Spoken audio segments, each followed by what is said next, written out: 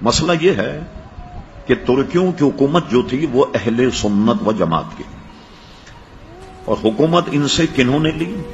یہ آل سعود اور آل شیخ۔ آل سعود سے مراد یہ بادشاہ ہیں جو چل رہے ہیں، اور ٹیک اوور کرنے کے بعد انہوں نے اس کا نام ہی سعودی عرب اس لیے رکھا، اس کا نام سعود تھا جس نے حملہ کر کے مسلمان حکومت لی۔ آل شیخ جو ہیں یہ آل شیخ محمد بن عبد الوہاب کی اولاد، یہ آل شیخ کہلاتی۔ انہوں نے کیا کیا کہ حرم شریف پر حملہ کرنے سے پہلے ایک معاہدہ کیا۔ معاہدہ یہ ہوا کہ ہم مل کر کے کعبے پر اور مدینہ شریف پر حملہ کریں، جب ہماری حکومت بن جائے تو یہ ہمارا معاہدہ ہے کہ آل سعود تو ان کے ہاتھ بادشاہت ہوگی، حاکم یہ ہوں گے، اور آل شیخ جو ہیں ساری مذہبی معاملات کو یہ ڈیل کریں گے، ان کی قضات ہوگی، ان کے قاضی ہوں گے، امام ان کے ہوں گے، مدرسے ان کے ہوں گے، محدث ان کے ہوں گے، مفتی ان کے ہوں گے۔ یہ دونوں میں یہ معاہدہ ہوا، اور اس معاہدہ ہونے کے بعد انہوں نے مدینہ منورہ پر چڑھائی کی، مکہ مکرمہ پر چڑھائی کی۔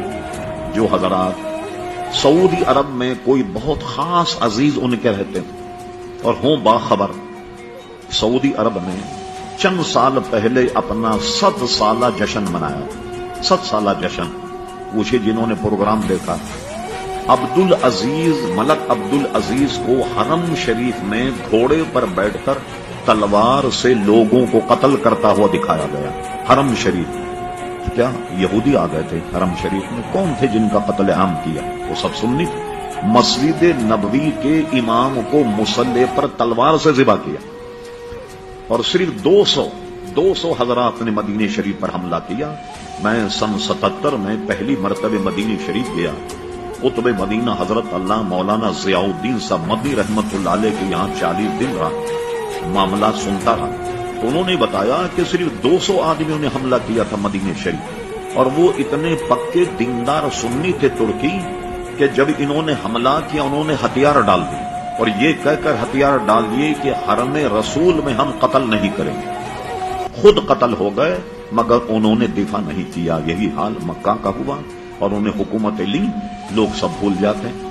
ہوا یہ کہ حکومت لینے کے بعد سب سے پہلا کام کیا کیا انہوں نے؟ یہ بات ہے 1925 کے بعد کی 29 تک اور 30 تک ان کا آپریشن مکمل ہوا۔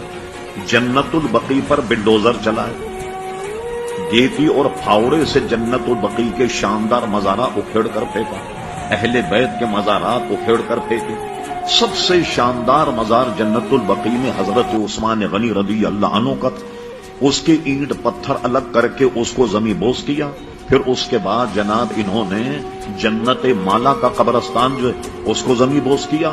یہ سارے مزارات انہوں نے ڈھا دیے، اور اس وقت کے نزدیک کہتے تھے کہ یہ گنبد خضرا جو ہے یہ صنم اکبر ہے، سب سے بڑا بت یہ معاذ اللہ۔ گنبد خضرا کو سب سے بڑا بت تصور کرتے تھے، لیکن ان کو وہ شہید کرنے میں قابل نہیں ہو سکے۔ جب انہوں نے جنت البقیع جنت مالا کو اٹھایا تو یہ اس زمانے کی بات ہے جب مولانا محمد علی جوہر، علامہ عبد الحامد بدایونی، علامہ عبد العلیم صدیقی، ایک صحافی تھے جن کا نام ریاض الحسن ریاض حسین تھا۔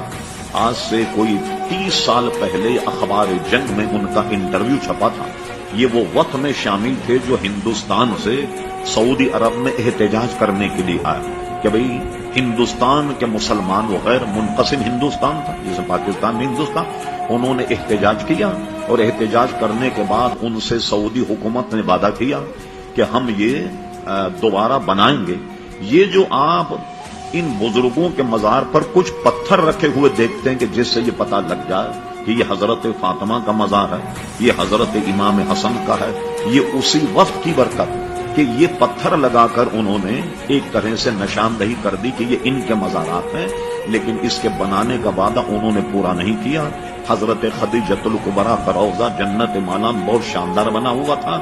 کسی صاحب کے پاس وقت ہو اس فقیر کے پاس آئیں، وہ تمام آپ کو میں فوٹو دکھاؤں گا کہ جو اس کے ڈھانے سے پہلے جنت البقیع جنت مالا تھی۔ اب بتائیے ایسے حضرات جنہوں نے ہزاروں مسلمانوں کو تحقیق کیا، کعبے پر قبضہ کیا، مدینہ شریف پر قبضہ کیا، وہاں میں لوگ کہتے ہیں سب بھول گئے، آپ ان کے پیچھے نماز کیوں نہیں پڑھتے؟ تو اس لیے ہم ان کے پیچھے نماز نہیں پڑھتے کہ وہ عقیدتاً ہم اہل سنت و جماعت کو مشرک سمجھتے ہیں۔ اب بتائیے کہ جو اہل سنت کو مشرک سمجھے کیا اس کے پیچھے نماز پڑھیں گے آپ؟ اس لیے ہم نماز نہیں پڑھتے۔ اور اس پر کسی صاحب کو اگر تاریخ حقائق کا مطالعہ کرنا ہو، ہمارے بہت بڑے علامہ گزرے علامہ مفتی عبد القیم قیوم صاحب رحمت اللہ تعالی علیہ، ان کی تاریخ نجد و حجاز کا مطالعہ فرما۔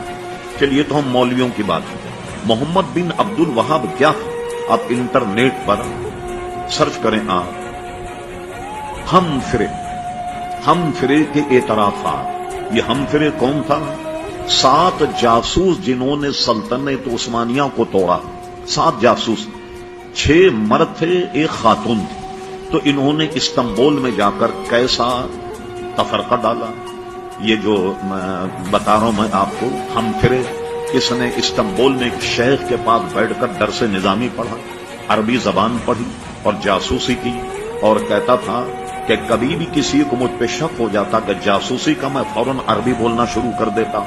اس نے تو بالکل ننگا کر کے رکھ دیا محمد بن عبد الوہاب۔ یہ تو ایک غیر مسلم کتاب ہم فرے کے اعترافات کے نام سے، وہ عربی میں بھی چھپی ہے کوئز سے، اور کیا کہتے ہیں لندن وغیرہ سے بھی وہ چھپی تھی، لندن کے تو جاسوس ہی تھے۔ یہاں اگر آپ جائیں برٹش ایمبیسی، آپ کو یہاں انگریزی میں کتاب مل جائے گی، وہ یا ہم فرے کے اعترافات، اور اردو زبان میں بھی کسی نے یہاں پاکستان کے کسی پروفیسر نے ترجمہ کیا، کتب خانے جو ہیں چھان بین کیجیے، اس میں آپ کو وہ کتاب مل جائے گی۔ اس نے پورا قصہ محمد بن عبد الوہاب کا لکھا، میں نے اس کو کیسے گمراہ کیا، اس سے مناظرہ کیا،